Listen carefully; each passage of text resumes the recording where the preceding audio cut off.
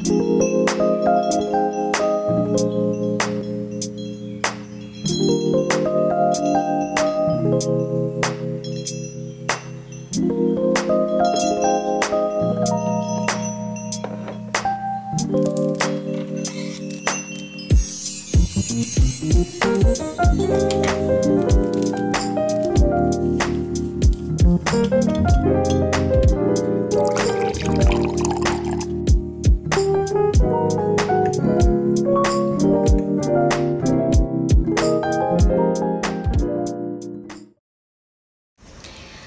guys, jadi sesuai judul kali ini aku mau sharing pengalaman mengasihi aku.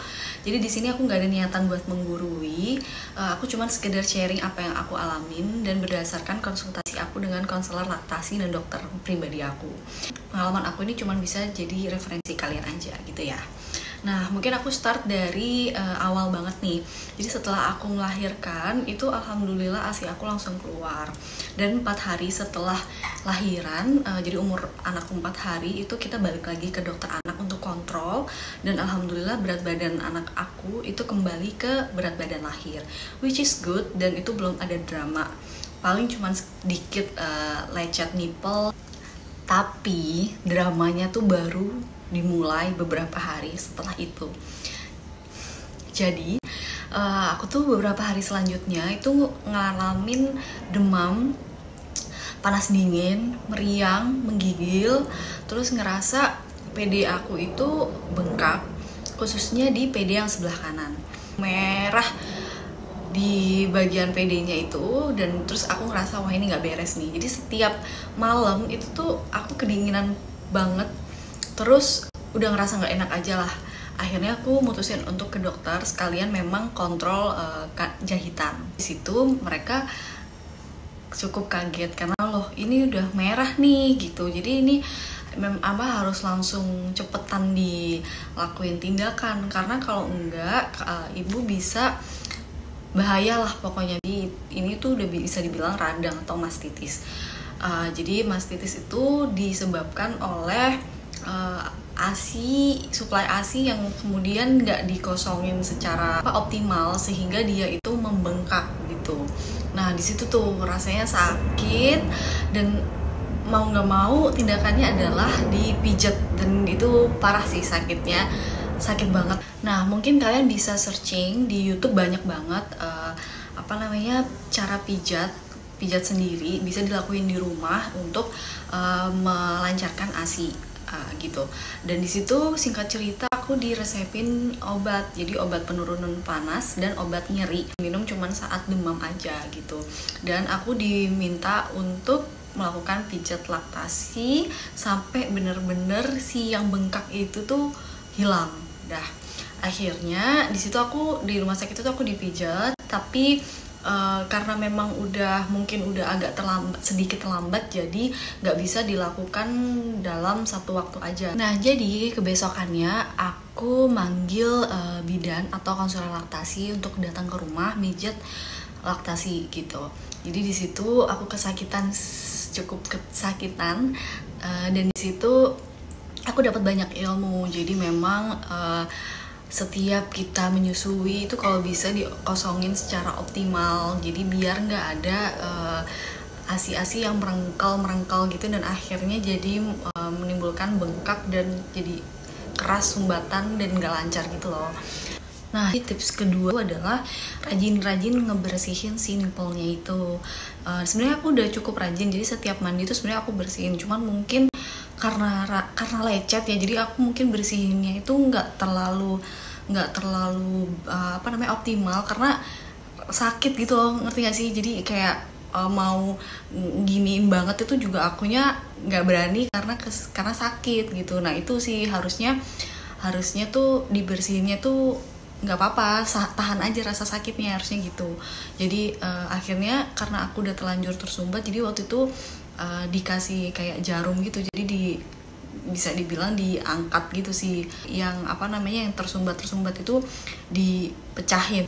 Nah jadi setelah akhirnya di sumbatan-sumbatannya itu dipecahin pakai si jarum itu, akhirnya tuh semua ngucur. Jadi waktu dipijat itu bener-bener kayak air mancur keluar semua gitu. Dan di situ aku ngerasa walaupun sakit tapi afternya tuh ngerasa lega gitu, enak. Dan tips yang ketiga yang dikasih sama konselor laktasiku itu adalah sering-sering dikompres. Jadi kalau misalnya ngerasa nggak enak itu dikompres aja pakai air hangat gitu. Nah dikompresnya itu bisa pakai berbagai media, bisa pakai handuk. Ada juga aku pernah dengar itu pakai gelas kaca kecil gitu atau wadah kecil gitu. Terus ini juga percaya nggak percaya, tapi tips selanjutnya itu bisa pakai kol. Dan ini juga akhirnya aku praktekin. Jadi kolnya itu aku biarin di kulkas selama beberapa lama. Jadi kolnya tuh dingin, terus ditempelin aja ke payudara karena itu bisa ngerasa bikin payudaranya itu relax gitu. Dan kalau bisa kalian memberi ASI ke anak kalian itu nggak cuman PD salah satu gitu, tapi harus dua-duanya. Jadi akhirnya harus ganti-ganti tuh kanan kiri agar menjaga ukuran PD kanan dan kiri itu tetap seimbang, tidak terlampau beda banget gitu. Dan sebenarnya obat itu sebenarnya katanya ada obat untuk meluruhkan si bengkak ini, tapi aku belum pernah coba. Jadi waktu ke dokter itu cuma diresepin penurun demam dan pereda nyeri aja, jadi bukan yang untuk meluruhkan. Jadi aku belum pernah coba sih, cuman katanya ada. Nah jadi itu tipsnya. Kemudian mungkin awal-awal itu dramanya ya itu tadi nipple-nya lecet. Nah itu sebenarnya kan banyak ya produk yang udah dijual untuk meredakan si lecet nipple itu, tapi berangsur membaik kok nanti lama kelamaan, karena anaknya juga makin pinter, kitanya juga makin terbiasa, jadinya perlekatannya pun juga semakin baik, jadinya lecet putingnya pun berangsur menghilang. Jadi kalau di aku tuh cuman ngerasain lecet puting tuh sekitar 2 atau 3 minggu awal aja. Selebihnya itu udah enak banget, udah ngerasa enak lah pokoknya mengasihi itu gitu.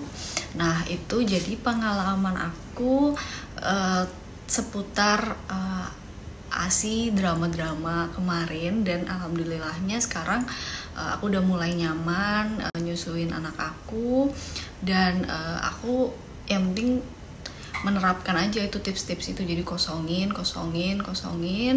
Jadi kita remove milk to make milk.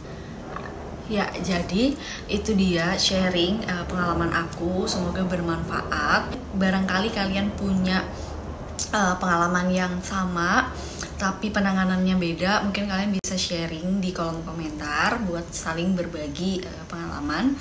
Jadi itu aja cukup ceritaku kali ini. Terima kasih udah nonton, jangan lupa like, subscribe, dan bisa kalian bagiin video ini ke teman-teman kalian yang membutuhkan. Oke, thanks for watching. Bye bye.